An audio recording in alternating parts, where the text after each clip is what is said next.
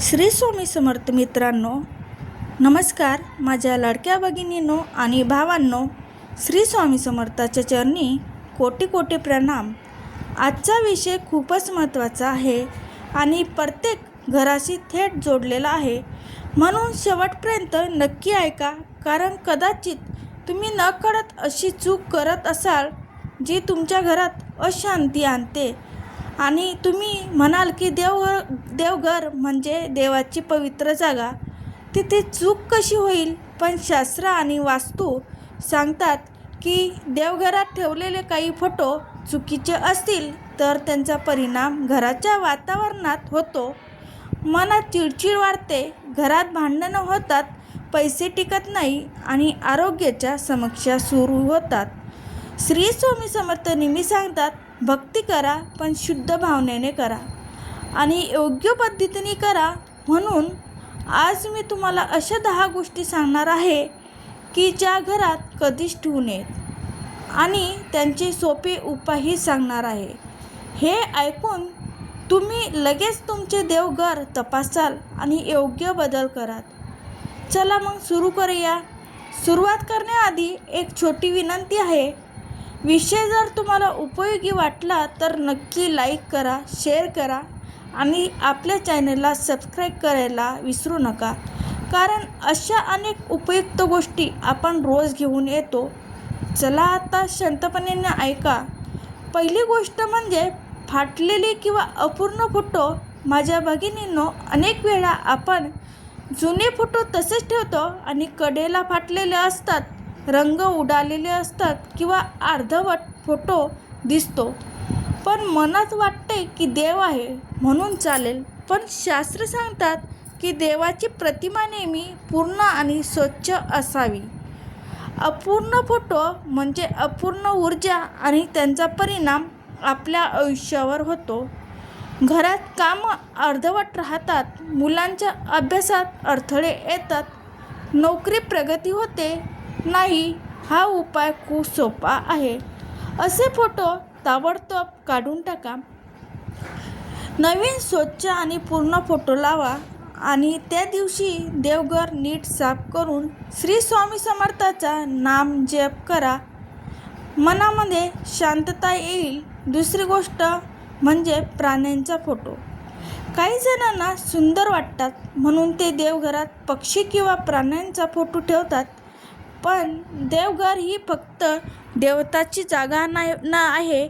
इथे इतर कुठलीही जीवाचे चित्र ठेवणे योग्य मानले जात नाही. यामुळे घरात नकारात्मक ऊर्जा वाढते आणि विनाकारण भांडण होतात. उपाय म्हणून असे फोटो लगेच काढा आणि ती जागा पाण्याने स्वच्छ करा. त्यानंतर गणपतीचा फोटो किंवा मूर्ती ठेवा, कारण गणपती बाप्पा सर्व अडथळे दूर करतात. तिसरी गोष्ट म्हणजे सेलिब्रिटी किंवा राजकीय नेत्याचा फोटो. काही लोकांना आवड म्हणून ते त्यांच्या आवडत्या व्यक्तीचा फोटो देवघरात ठेवतात. पण ते लक्षात ठेवा, देवघर हे फक्त देवासाठी नाही आहे. माणसाच्या पूजा तिथे करू नये. यामुळे लक्ष विचलित होते आणि आर्थिक नुकसान होऊ शकते. श्री स्वामी समर्थ सांगतात, देवाशिवाय दुसऱ्याची भक्ती करू नका. असे फोटो ताबडतोब काढा आणि त्या जागी एखादी छोटी गणेश मूर्ती ठेवा. चौथी गोष्ट म्हणजे युद्ध किंवा हिंसक दृश्य. काही वेळा रामायण किंवा महाभारताचे फोटो ठेवलेले असतात, ज्यात युद्ध दाखवलेले असतात. पण देवघरात नेहमी शांतता असावी, हिंसा नाही. अशा चित्रामुळे घरात तणाव वाढतो, लोकांमध्ये मतभेद निर्माण होतात. उपाय म्हणून असे फोटो काढून टाका आणि विठ्ठल रुक्माई किंवा शांत स्वरूपातले देवताचे फोटो ठेवा. रोज अभंग ऐका किंवा म्हणा, त्यामुळे वातावरण पवित्र राहील. पाचवी गोष्ट म्हणजे कामुक किंवा अयोग्य चित्र. काही वेळा नकळत अशा आकृत्या घरात येतात ज्या देवघरात अजिबात योग्य नसतात. यामुळे मन विचलित होते आणि वैवाहिक जीवनात समस्या निर्माण होतात. उपाय म्हणजे असे काही नसेल तर लगेच काढून टाका आणि त्या जागी श्री स्वामी समर्थांचा फोटो ठेवा आणि रोज त्यांचे नाव घ्या. 6वी गोष्ट म्हणजे मूर्त व्यक्तीचे फोटो.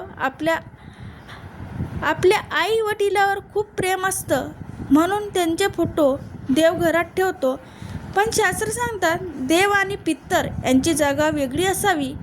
पितरांचे फोटो देवघरात ठेवल्यास त्यांची शांती भंग होते. उपाय म्हणजे त्यांचे फोटो घरात दुसऱ्या स्वच्छ जागी ठेवा आणि पितृपक्षात तर्पण करा. त्यांना मनापासून नमस्कार करा. 7वी गोष्ट म्हणजे कार्टून किंवा आधुनिक डिझाईनचे फोटो. आजकाल बाजारात खूप आकर्षक आणि वेगळ्या प्रकारचे देवाचे फोटो मिळतात. पण देवघरात नेहमी पारंपरिक आणि साधे फोटो ठेवावेत, कारण तेच ऊर्जा देतात. कार्टून स्वरूपातले फोटो भक्तिभाव कमी करतात. उपाय म्हणून पारंपरिक फोटो लावा. 8वी गोष्ट म्हणजे दक्षिण दिशेला तोंड करून ठेवलेले फोटो. वास्तुशास्त्रानुसार दक्षिण दिशा ही यमाची दिशा मानली जाते. त्यामुळे देवाचे फोटो त्या दिशेला तोंड करून ठेवणे योग्य नाही. यामुळे घरात रोग आणि अडचणी वाढतात. उपाय म्हणजे देवघर नेहमी पूर्व किंवा उत्तर दिशेला ठेवावे आणि फोटो त्या दिशेने लावावे. 9वी गोष्ट म्हणजे खूप जास्त फोटो. देवघरात खूप फोटो ठेवले की ती जागा गर्दीने भरते आणि मन एकाग्र होत नाही. देवपूजात शांतता आणि साधेपणा खूप महत्त्वाचा आहे. म्हणून कमी फोटो ठेवा पण श्रद्धाने पूजा करा. रोज धूप दीप लावा आणि देवाशी मनाने बोला. 10वी गोष्ट म्हणजे जाळलेले किंवा डाग पडलेले फोटो. अशा फोटोमुळे घरात नकारात्मक ऊर्जा वाढते आणि मनावरही परिणाम होते. म्हणून असे फोटो लगेच बदला. नवीन स्वच्छ फोटो आणा आणि देवघर उजळून टाका. आता माझ्या भगिनींनो, हे सर्व गोष्टी ऐकल्यानंतर एकदा शांतपणे तुमचे देवघर तपासा. कुठे काही चूक होत असेल तर लगेच सुधारणा करा. देवघर नेहमी स्वच्छ ठेवा. रोज सकाळी थोडं पाणी शिंपडा आणि दिवा लावा, अगरबत्ती लावा आणि 2 मिनिटं का होईना मनापासून प्रार्थना करा. श्री स्वामी समर्थाचं नामजप करा. तुझ्या चरणी ठेवू डोळे असा अभंग म्हणा. बघा घरात कशी शांतता येते, मन कसं प्रसन्न होते. आणखी एक महत्त्वाची गोष्ट, देवघरात नेहमी सकारात्मक विचार ठेवा. भांडण करून लगेच देवासमोर जाऊ नका. आधी मन शांत करा आणि मग प्रार्थना करा, कारण देवाला भाव हवा असतो, देखावा नाही. तुम्हाला कधी जाणवलं आहे का, काही दिवस घरात खूप छान वातावरण असतं आणि काही दिवस अचानक तणाव वाढतो. यामागे हे छोटे छोटे दोष कारणीभूत असतात. म्हणून वेळेवर सुधारणा करणे खूप गरजेचं आहे. आता शेवटी माझ्या भगिनींनो, एक खूप महत्त्वाची आणि अनुभवातून आलेला भाग मी तुम्हाला सांगते आहे, जो अनेकांना करून पाहिला आणि त्यांना फरक जाणवला. म्हणून हा भाग शेवटपर्यंत नक्की ऐका, कारण कधीकधी आपण फोटो बदलतो, देवघर स्वच्छ ठेवतो, पण तरीही घरात पूर्ण शांतता येत नाही. त्यामागे एक सूक्ष्म कारण असतं आणि ते म्हणजे देवघरातली ऊर्जा जागृत करणे. पहिली गोष्ट म्हणजे देवघरात रोज एकच वेळेला दिवा लावणे. वेळ खूप महत्त्वाची असते.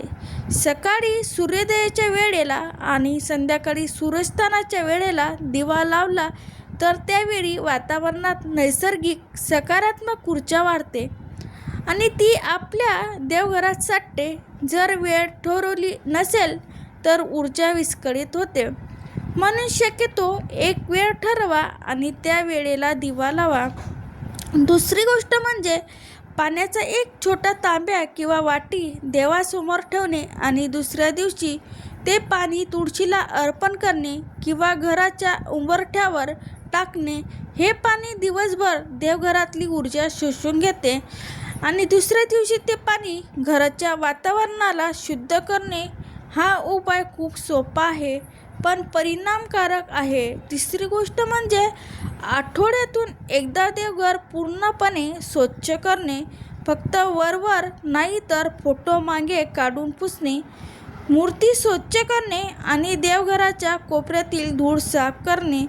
कारण धूळ ही नकारात्मक ऊर्जा आकर्षित करते आणि आपल्याला ते कळतही नाही.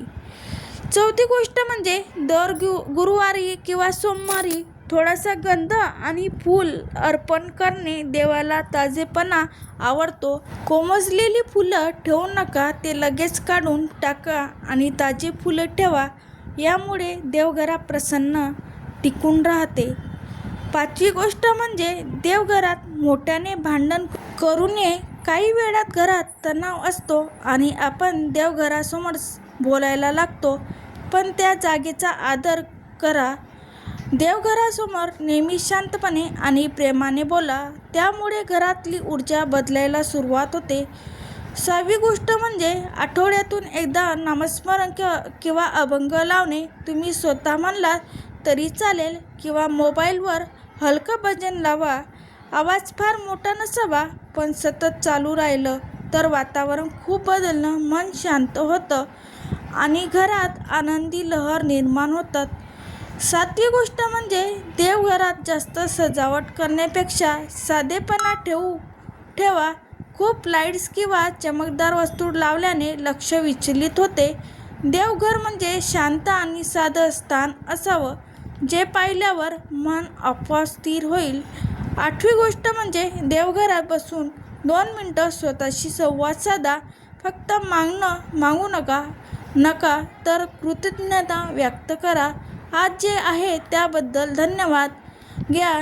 बघा तुमचे मन कसे हलके होतं आणि सकारात्मक विचार कसे वाढतात. नववी गोष्ट म्हणजे जर घरात सतत अडचणी येत असतील तर महिन्यातून एकदा साधा उपाय करा.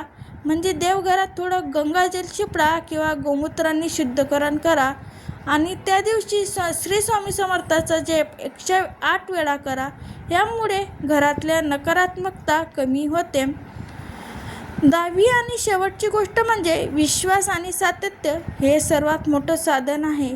एक दिवस करून सोडू नका, तर रोज थोडं करा. कारण देवावरचा विश्वास आणि नियमितता यामुळे खरा बदल दिसतो. माझ्या भगिनींनो, हे छोटे उपाय आहेत, पण मनापासून केलं तर त्याचा परिणाम खूप मोठा असतो. अनेकांना मला सांगितलं की त्यांनी फक्त देवघर स्वच्छ ठेवायला सुरुवात केली आणि काही दिवसातच घरातला तणाव कमी झाला. म्हणून तुम्ही आजपासून सुरू करूया. आता एक छोटा संकल्प करा. मनातच म्हणा की ही माझे देवघर स्वच्छ आणि पवित्र ठेवणे. रोज देवाचे स्मरण करणे आणि घरात शांतता राखणे. हा संकल्प तुमच्या आयुष्यात बदल घडवेल. आता तुम्ही मला कमेंटमध्ये नक्की सांगा, तुमच्या देवघरात यापैकी कोणती गोष्ट होते आणि तुम्ही काय बदल केलाय. तुमचा अनुभव इतरांना पण मदत करेल. पुढच्या व्हिडिओमध्ये आपण आणखी खास उपाय पाहणार आहोत, जे तुमच्या घरात सुख, समाधान आणि भरभराट आणतील. म्हणून चॅनलला सबस्क्राईब करायला विसरू नका. हा व्हिडिओ तुम्हाला आवडला असेल तर नक्की लाईक करा आणि आपल्या कुटुंबियाबरोबर शेअर करा, जेणेकरून प्रत्येक घरात शांतता आणि आनंद मिळेल. श्री स्वामी समर्थ मित्रांनो.